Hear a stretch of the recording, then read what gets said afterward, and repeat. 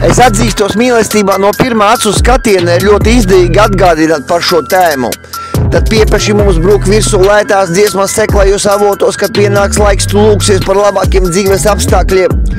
Uz nostrauji paralēlās saites atstāt viņu vienu bez ietekmes sauciena sēžamies noburtajās atklāsmēs.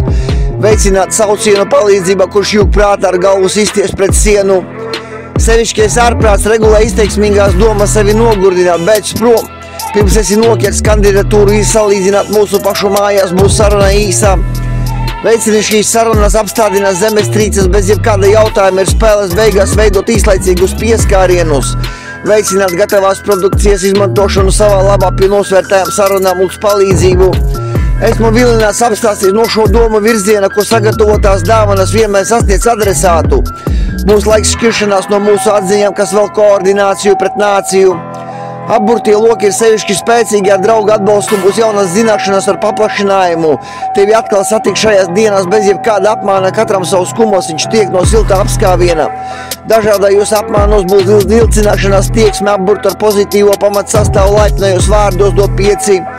Labākās būtības rekonstrukcija ar pilnajām apmāna vārdiem mēs atzīstam savas kļūdas.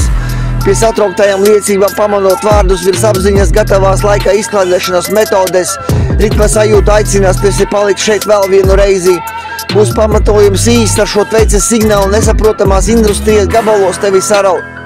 Prieki tevi stimulē vēl joprojām komunicēt ar mani, sevišķajās grūtībās atklāsmēs pret repa vārdiem saņemamies. Mēs šīs prēmijas dabūjam dobjā balsī saklausīt vilinājumu ar tveices signālu par šo lapu nav nekāds noslēpums.